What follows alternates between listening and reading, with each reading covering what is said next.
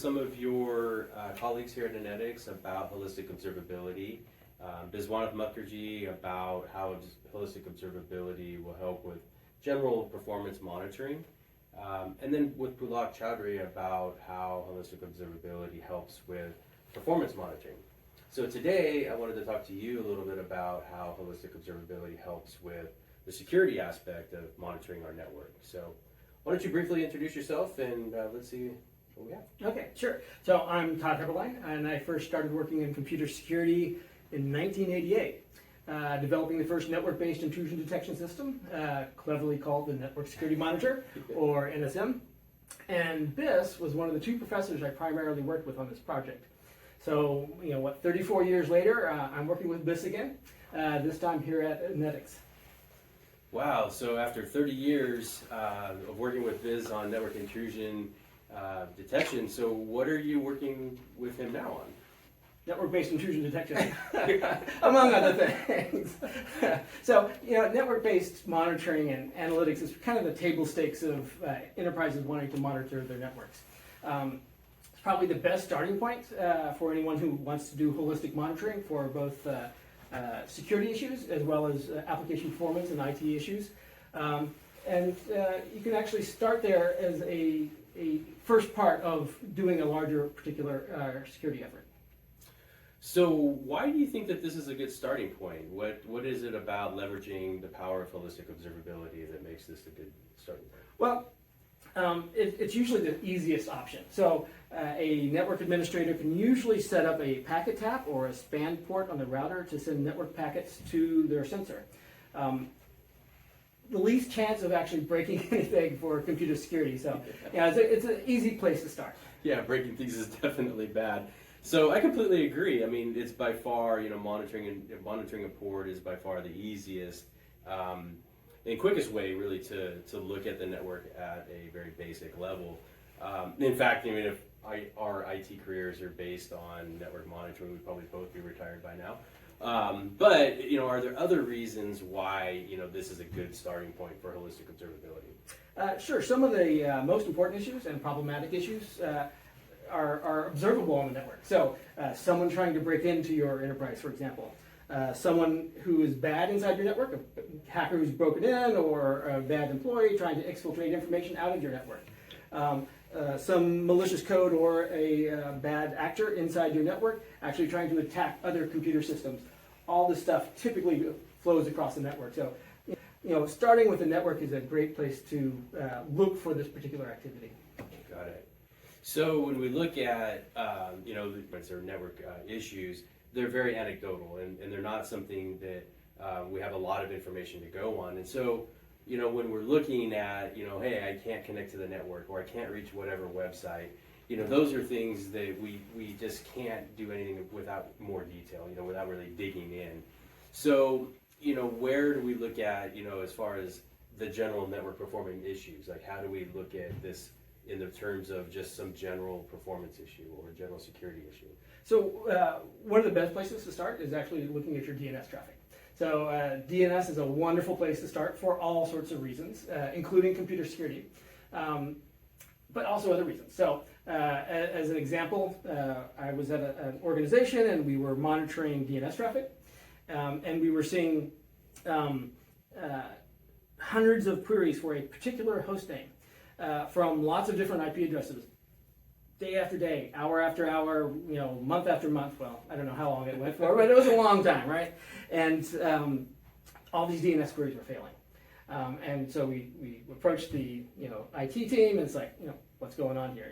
We were focused on security, but there's something clearly wrong here. And they dug into it, and eventually they found the answer that one of their scripts they used to configure their servers had a typo in it. And so they distributed this script to all their servers, and the servers were trying to query a host name that didn't exist. And from their point of view, the servers were working fine. From our perspective, though, we were seeing a ton of error messages. So we saw the problem where the IT folks did not realize there was a problem. So that was sort of a good example of the security people monitoring the network traffic and finding a problem with the IT traffic. So I'm kind of sensing there's a however. Yeah, well, as someone who's done network monitoring for his whole life, I love network monitoring. However, sometimes it's hard to understand what's happening from only monitoring your network traffic. So, as Bill mentioned, you kind of want to pull all this stuff together, the holistic analysis of your network infrastructure and your IT infrastructure.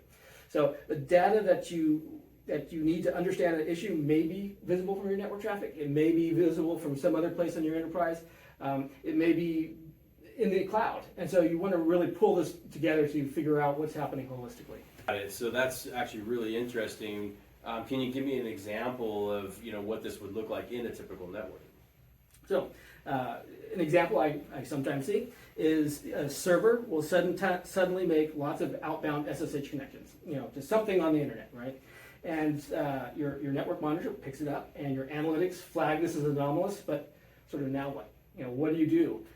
If you've been in this field for a while, you find that anomalies and false alarms are a little bit more common than you would like.